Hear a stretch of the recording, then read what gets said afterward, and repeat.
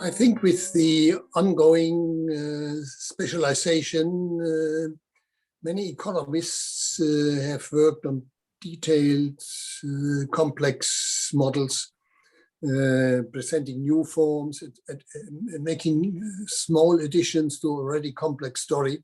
And in this way, I think economics for the time have somewhat neglected the big issues they should deal with. You mentioned some of them: climate change, even distribution. Remember when Queen Elizabeth visited the London School of Economics at the occasion, I think it was the 100th birthday, she asked the prominent economists waiting for her, why didn't you see it coming? Exactly. Yeah. It's true, there were some financial analysts who had predicted disaster, but the majority of economists was rather relaxed. And I think on the pandemic, I'm not familiar, especially familiar in this field. Certainly there have been some remote economists working on that. But this was a sudden challenge, a sudden shock.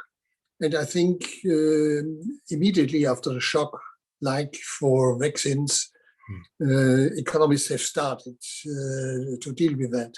And on climate change, I think we have now a whole discipline of climate economics, which presents many ideas, probably even answers on the economic side of climate change. I think what we need, and this is, I think, badly needed, we need all this specialization, highly sophisticated models, etc. This is the academic progress, for good or bad. This is the development by which young economists qualify for chairs. But we also need encompassing studies like was presented. My God, this famous book by, we should go back to where economics started, Adam Smith's Wealth of Nations. This was an encompassing Acemoglu. You're right, Acemoglu, yeah. Just a name for the moment escaped my knowledge. So this is an approach. I think we need a lot of that, and we should go back much more to the time of the approach of Adam Smith, Ricardo. Economics started as a political science. So in this I think we need both. We need specialization, but we need also this examination of the whole picture of society and economics. Yeah, absolutely. And you mentioned the Queen's question. Why didn't we see it coming? And it's quite interesting because after 9/11, the 9/11 Commission report basically said that this happened because of a failure of imagination of the security services to be able to anticipate this type of shock. And when the British Academy responded to the Queen's question, they also said it was a failure of the collective imagination of a very smart group of people, they themselves. And it's this idea that we need more imagination to be able to anticipate and to think about these types of shocks. Pandemics is another one that it's not exactly one which we can say we didn't see it coming. But many institutions and some you've worked with, there's more a sense that we're playing for time, and we just hope that if there is a shock, it happens on someone else's watch. So we don't build very resilient systems with lots of buffers. We tend to optimize things and hope for the best.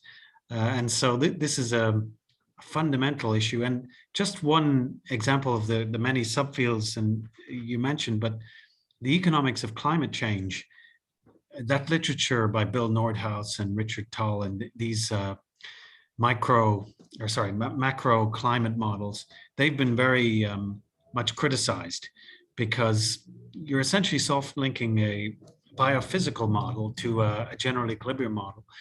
And the general equilibrium model of the economy, it's a self-stabilizing system. So the damages tend to be quite low. And Nordhaus has suggested that if there was a 6-degree increase in global temperatures, it would translate to about an 8% decline in global GDP, which is very dangerous as a matter of science, but also as a matter of policy. It's a recipe for inaction, because if that's the magnitude of change we're talking about, then we shouldn't worry about it from an economic point of view. But the assumptions underlying this and the type of models that we use in economics have really been questioned by the physical scientists. And so we could go back to Pigou with external effects. So, but I think on the pandemic, I was member of this G20 group of eminent persons. We were mandated to present a proposal for the reform of the financial system. And in this context, we had a visit by the head of the World Health Organization. And she told us that it's just a matter of time until we have to expect a pandemic of any kind. Nobody thought about this COVID, but this is just a special example. So, and biologists predict that it might not take much long until another pandemic might break out. So in this context, I think economists should have started to work before. And if they would have come out with better results or clearer results, perhaps the preparation for such a pandemic could have been better than it was. Yeah.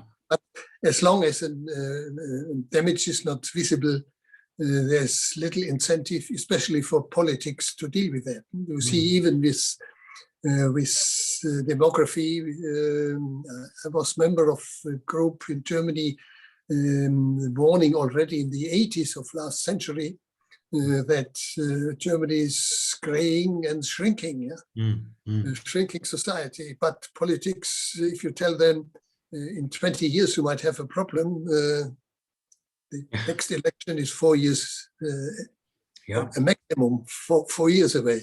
That's right. And I think this endemic short-termism and myopia that we have is one of the most fundamental features.